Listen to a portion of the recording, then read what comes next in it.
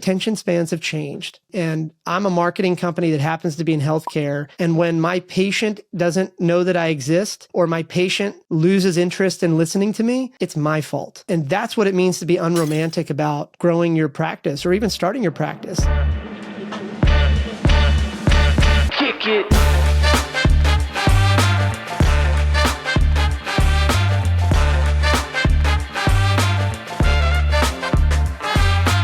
Welcome to another episode of Strata Shorts. My name is Thomas Schreiber, and I'm the Director of Marketing here at Strata. Strata is a single EMR platform and revenue cycle management service for physical, occupational, and speech therapy practices that helps you achieve a 99.99% reimbursement rate. On today's episode, I'm joined by Paul Singh, the CEO of Strata, and we'll be diving deep into how clinics should approach marketing in 2023 and beyond. If you'd like to learn more about Strata, head over to stratapt.com or email us at hello@stratapt.com. Now, without further delay, here's today's episode. So Paul, from your perspective, how should a PT or OT clinic approach marketing in 2023 and the next couple of years? I think that most practice owners have their heads buried in the sand when it comes to marketing their own practices. And, obviously, let's first address the elephant in the room and say that obviously there's some states where you can do direct access and marketing directly to patients is possible, and others that aren't yet there. Other states aren't there yet, and there you need to market yourself to the providers and get the referrals. Let's address that. That's a reality. I get it, right? But if we can just stay a little high level here, I think what we need to do, or what practice owners need to be doing in either of those situations, is basically the same. Because right now they're really not doing much. Some of the providers I talk to that are in direct access states, they're still talking about referrals, and they do golf outings with providers. They really don't do much when it comes to marketing directly to their patients. And then in the alternative states, they're doing the same thing, like golf outings and stuff like that. So let's just recognize that there are realities, that it's different in Florida than it is in, Illinois or whatever. Right. But putting that aside, here's what I would say. Like, for most, normal businesses, normal meaning like publicly traded, enterprise businesses, just for the sake of discussion here, when you look at their public earnings reports or public reports, depending on industry, the sales and marketing expense can be, depending on industry, anywhere from 20% of annual revenues to all the way up to 40% of annual revenues for a lot of these industries. And with that being said, I bet if you looked at the average practice owner today and you said, show me the percentage of revenue that you're spending on sales and marketing activities, it'd probably be a zero. Maybe it's like 2-3% if they're aggressive, but that's kind of where they're at today. Now, look, I'm not advocating that you spend 20 or 40% of your revenue on marketing, but what I am trying to set the stage for is to say that it's got to be greater than what you're probably doing today. I think the average practice owner today is probably spending closer to the 0% mark. If they're doing anything, they're probably spending, a couple $1,000 on paid ads or something like that. But they don't have a strategy. So I guess where I'm going with this, though, is that, one place to look at, some tactics is the real estate industry. It doesn't matter where you are in this country today. I would bet you that on your drive to the office, you probably saw a billboard for a real estate agent, or maybe their face on a bus stop stand. In some cases, you might even have like their face on the side of your refrigerator because maybe they mailed you like a poison control number, or, your local sports team's calendar, and they you put it on the side of the fridge and you never think about it. But the reality is it works. Like most people, like, I'll just use myself as an example. I've bought and sold homes 3 times in the last 15 years. And so you think about it that way. You're sitting there on a Tuesday afternoon and you're talking to your spouse and you're like, I think it's time to sell the house. And in that split second, if both of you say yes, in that split second, you're like, yeah, let's just give Kevin a call. Like I've used the same guy, Kevin, 3 times. I have no relationship with him. I don't know his kids' names. I don't actually care, right? But in that split second, when it was time for me to make a decision on whether we were going to sell the house or not, I just called Kevin. It turns out Kevin's face happens to be on the side of my refrigerator. It turns out that like Kevin does a really great job of Facebook retargeting, and I just see him in my feed all the time. And I bet you Kevin doesn't spend more than like 3 or 4 grand a month total. I bet. But the point is that for PT or practice owners in general, it's very much the same. Like if you're in a direct access state and a patient can walk right in, you don't know when they're going to hurt their shoulder, right? Like as a provider, you don't know.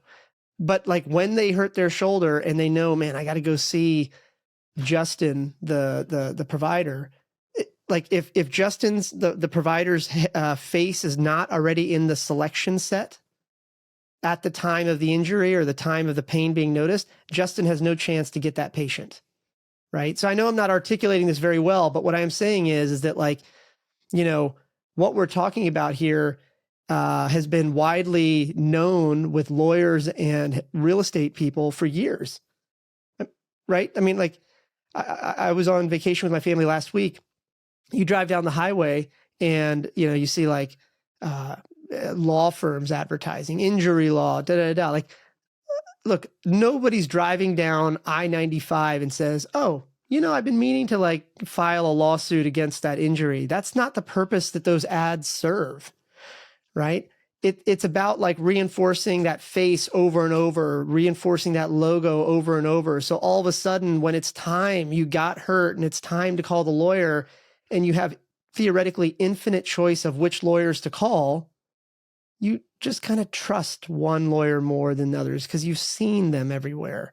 And so, again, I admit I'm not articulating this very well, but I think that practice owners need to understand that marketing and sales activity as a percentage of revenue needs to be probably greater spend than they're used to. And now let's go one step further. Now there's a challenge there. A lot of the vendors that will then gladly line up to take your money are horribly unqualified. And what I've seen practice owners make mistakes around is they'll say, yeah, I got a Facebook guy. Like I'll say, hey, so what are you doing for Facebook ads? And they'll be like, I got a Facebook guy. And then I'll say, well, how do you know it's working? Some of them alarmingly are like, I don't know. I just kind of give him $1,000 a month and he just does something. And you're like, oh God, that's terrifying. But that's what it is. And then others, they have this sophisticated thing where they're like, well, you know, I give him this money and then he like does, you know, these ads and drives him to a webinar. And then I get like 2 patients a month. And okay, that's pretty sophisticated. But even then doesn't feel like enough. Like, let me put it really directly here. A lot of the vendors, particularly the marketing vendors that exist in the healthcare industry, like what is considered good and professional in the healthcare industry from a marketer wouldn't stand 10 seconds in the consumer world. Like I will stand by this belief that for most people, most practice owners listening to this right now, I'll stand by this belief that $1,000 a month spent really well, really efficiently, and really professionally across Facebook and probably Facebook actually, and maybe LinkedIn. Well, let's just say Facebook. I think you can dominate your local market, regardless of whether you're in a direct access or not state. Sure. But let's do that. Let's do that simulation, Paul. Let's say you're a clinic owner and you've got your team, you're ready to go, you got patients, but you're in the spot where you need to grow. What's your first hire or, you know, contractor in terms of how are you structuring your marketing team on that? Are you going with agency? Are you going with a freelancer? Are you going to hire someone individually? And tell me what you think that split is as far as Facebook to, you know, Google to even spending on an email as well. Regardless of whether you're a startup practice, an established practice, or anywhere in between, regardless, it doesn't matter whether you have the ambition to start something or you have 30 providers that work for you. The fact is that if you want to grow, you have an awareness problem. Look, we could argue that you have efficiency problems. We could argue that you need more profitability. Those are different. Those are important, but a different conversation. But back to your specific question, if you want to grow as a practice owner, and I don't care whether you're a startup practice or an established one, you live or die based on whether or not people are aware that you exist. So let's start with the bottom of the funnel. Obviously, the bottom of the funnel needs to be more patients. If the more patients you get, the happier everybody is, the better care everybody gets, obviously, right? And what I'm trying to say is that the top of that funnel is awareness. These patients have infinite choice. These providers, when they're referring a patient to somebody, they're not typically referring somebody, based on credentials, like, oh, that PT went to that school and that PT. No, like, look, we're all human. And I forget what the research term for this is. I think it's mental availability, but the reality is all of us as human beings, as animals, whatever, when we make a decision, as much as we want to convince ourselves that we are rational, we are not. We are emotional. We move quickly. We say, I want to buy a car. Well, when you want to buy a car, it's you're not you in your rational brain knows that there's like 27 car manufacturers and you should pick the best one. But your lizard brain, your emotional one's like, yeah, but I kind of like this one brand. I kind of, whatever. And so it's the same thing here. Like when a patient is in a direct access state and something gets, they get hurt, if you're not one of the 3 or 4 doctors or practices in the mental availability selection set for that patient, you have no chance of getting that patient. Same thing with providers that do referrals. If your practice isn't, if a provider is sitting there with a patient and says, you need to go see a PT, I'll write you a referral. In that split second, if your firm or your face as a practice owner is not in the 3 or 4 mental selection set of PTs for that provider, you're never going to get the referral. And so now, if you believe that, if you're following me so far, now the question is, how do we engineer that? How do we engineer that awareness?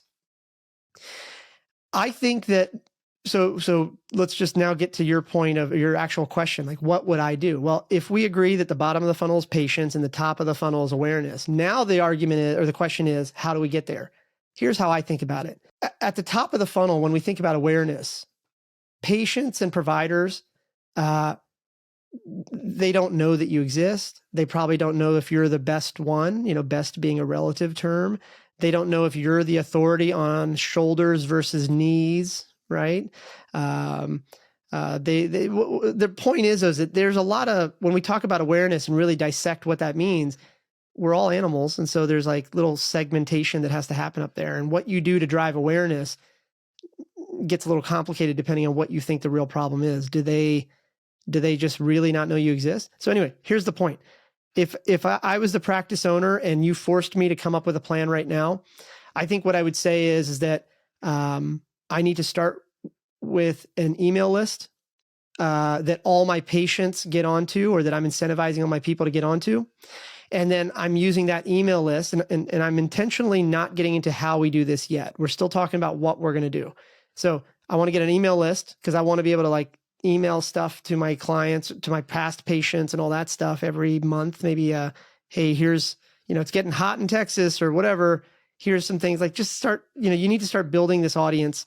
And then at the top of the funnel, as we start to think about driving more awareness, it's really about starting to think about ads to attract new eyeballs and retarget some of those eyeballs to kind of sign up for that email address. And it's this symbiotic loop. The point is though, is that in the tech world, what we kind of say, just in terms of broad strokes, is that for every $10,000 a month for a software company, for every 10,000 emails you have on a list for a software company, you're probably going to make $1 million a year. That's a very broad thing, right? And I would say for healthcare providers or healthcare practice owners, I would say, I bet you it's not the same, in terms of dollars. I would bet that if you have 1,000 people in your geography that are, getting your emails and aware that you exist, you're probably going to make another $1 million, and I don't know, we'll see what the data shows over time. But I guess where I'm going with this is if it was me and I wanted to get more patients, I would focus on awareness. In order to drive that awareness, what I would do is start with an email list at the bottom of the funnel. When a patient checks in, part of the conversation is, hey, would you like to join the newsletter? And even when a patient checks out, hey, are you on the newsletter? And you start to get into a cadence of emailing interesting, useful content to them. But now when you start to bolt on your advertising plans, Facebook marketing, retargeting, all those things, display ads, that sort of thing, the fundamental goal of all those things is to make sure your logo and your face are everywhere those patients ever are.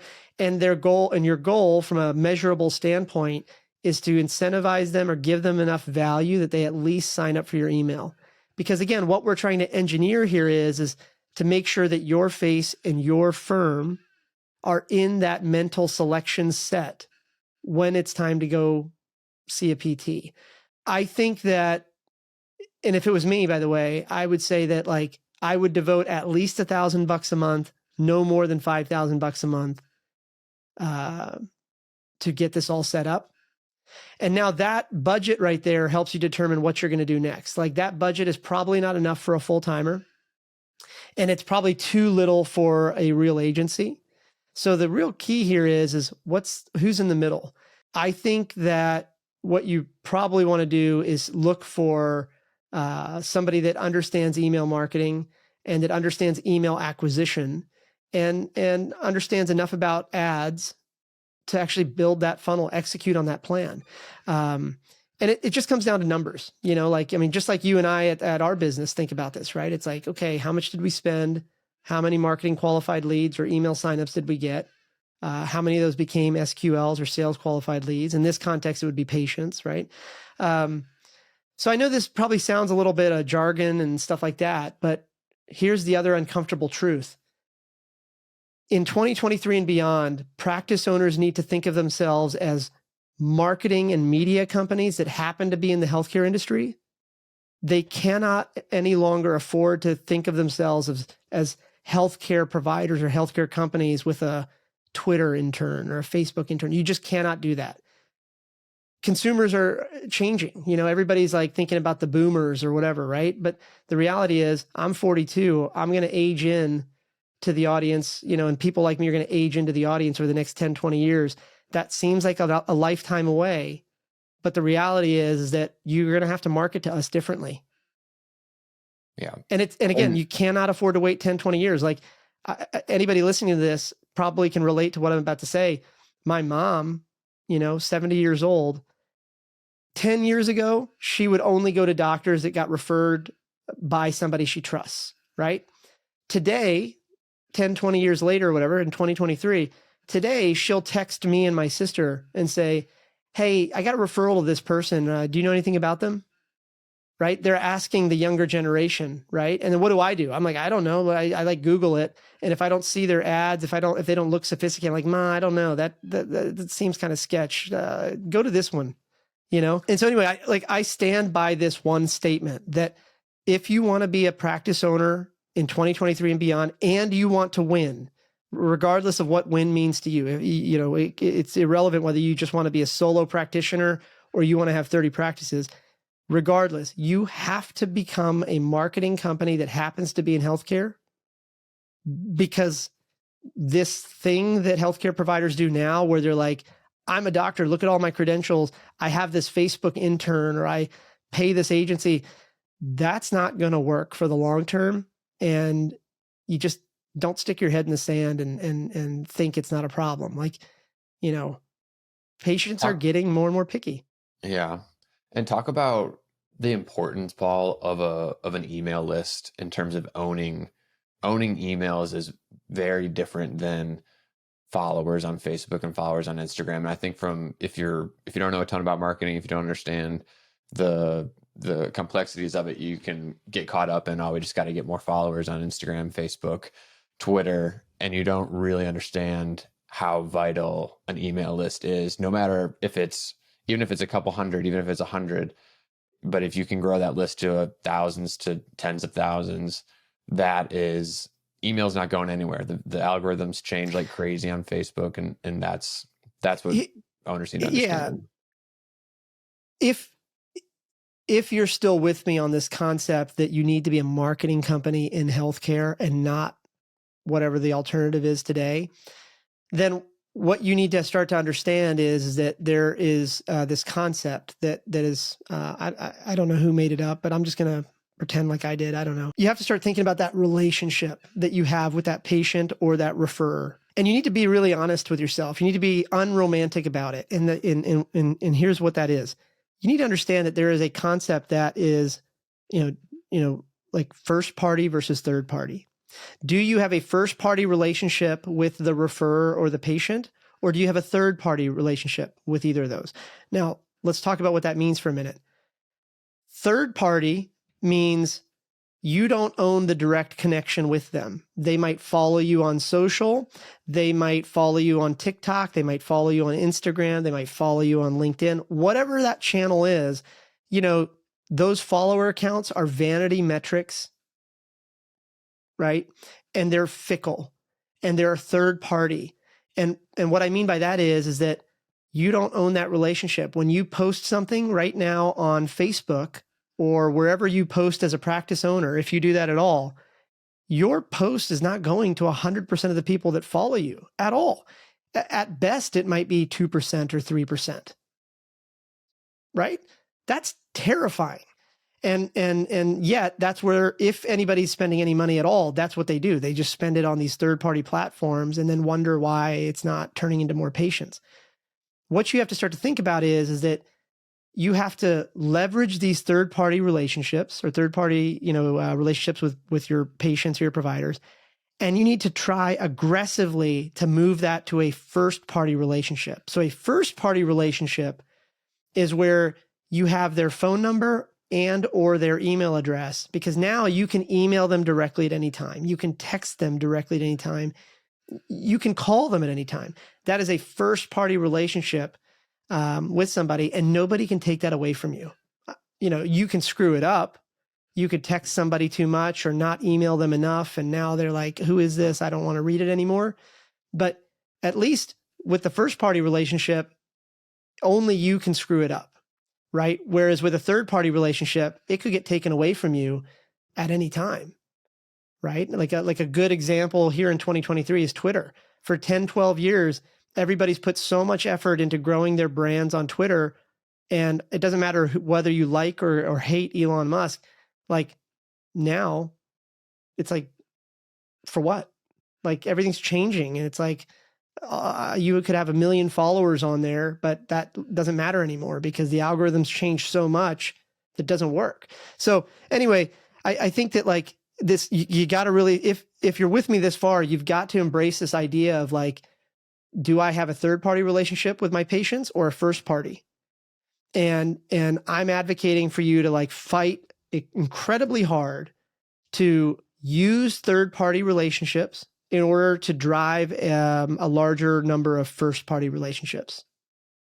And then the more and more you own that, the more and more you own that first party relationship, the more you can test stuff, you can grow, there's this old, I know this is going to be kind of cheesy, but there's this sort of old line from an old movie like 25 years ago called Gladiator. And in that movie, he says something that's always stuck with me. He says, Proximo, the guy, one of the main characters says, if you control the crowd, you control your freedom. And in the moment, like, you're like, what does that even mean? It's hand wavy. What a cool line. I don't know what, right? But it makes so much sense. Like healthcare companies today, and actually most companies today, every company today needs to understand that we're fighting a war for attention. 20 years ago, if somebody was, let's just say you and I were having a meeting, 20 years ago, if we were sitting here face to face, business etiquette was, hey, we have 30 minutes on the calendar. Let's just sit here together and talk. Well, today, you and I are multitasking. I'm thinking about my kids. There goes an alert on my email. Oh, just got a text, And for the healthcare providers listening to this right now, you know what I'm talking about. 30 years ago, a patient would sit there in your treatment room, and if they wanted to let their attention wander, what did they do? They probably read one of those magazines you put on the table, or they were like staring at the TV in the corner with the cartoons or whatever. But today, what does it look like? Today, the kids in your practice are sitting there with a Kindle, wondering what your Wi-Fi access password is. You know, the parent that's supposed to be doing their exercises right there in their session with you is saying, hang on a sec, my kid's texting me, and they're probably scrolling TikTok while they're supposed to be listening to you. That's what it looks like today. And you can choose to say, oh, it used to be so much nicer back in the old days. You can choose to do that, right?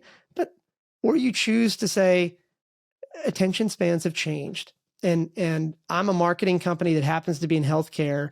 And when my patient doesn't know that I exist, or my patient loses interest in listening to me, it's my fault. And that's what it means to be unromantic about, you know, growing your practice or even starting your practice. You know, like when someone, Paul, is looking for, whether it's a freelancer or a contractor, they're bought in on the mindset, they understand what they need to do. Give me some red flags to look for when you're talking to contractors, you're talking to a freelancer, and even if you're saying, all right, I've got the budget for an agency, I want to go that route. What are those red flags that you've seen in the past? I think that, you know, regardless of how you do this, whether it's a full-timer, an agency, a contractor, a part-timer, or whatever, you know, there's a million red flags. But, you know, what if it was me in my practice, I would recommend you do it the same way that we do it at Strata, like how you and I do it. We've agreed on what the metrics are that we're going to measure. In this case, it's how many people request to speak to an expert on our team, how many people have signed up to our emails, what percentage of those people open our email. Like, we've set all these, you know, these metrics that we can talk about if you want. And a red flag would be anybody, again, whether they're full-time, contract, whatever. I want a weekly touch point that is no longer than 20 minutes tops, that specifically just talks about where those numbers are week over week over week. And a red flag would be anybody not willing to commit to that. No matter, regardless of the budget. Right. Yes. In fact, it's even more important to spend this time building this muscle the less money you spend. Like, you're not going to get to Coca-Cola's size. Let's just use that as an example. You know, Coca-Cola's marketing budget is probably billions of dollars, right? And if I gave a practice owner $1 billion right now and said, go spend it on marketing, that would be the most terrifying thing in the world if they didn't already have this muscle memory built of, here's what measure or metrics matter. Here's how often we're going to talk about them objectively. And then, you know, you start to rinse and repeat. So in other words, yeah, like, the less money you spend, the more important this muscle is to build, because you're not going to get to those larger marketing budgets safely unless you've got a system in place for looking at these metrics on a regular basis, you know? And this is like business 101. I mean, this is like, you know, it's a good question, but it's insane to me that, like, we know that that's the way it should work in almost every other industry, right? But healthcare sort of doesn't realize it yet. Thanks for listening to another episode of Strata Shorts. Strata is a single EMR platform and a revenue cycle management service for physical, occupational, and speech therapy practices that helps you achieve a 99.99% reimbursement rate. If you'd like to learn more about Strata, head over to stratapt.com or email us at hello@stratapt.com.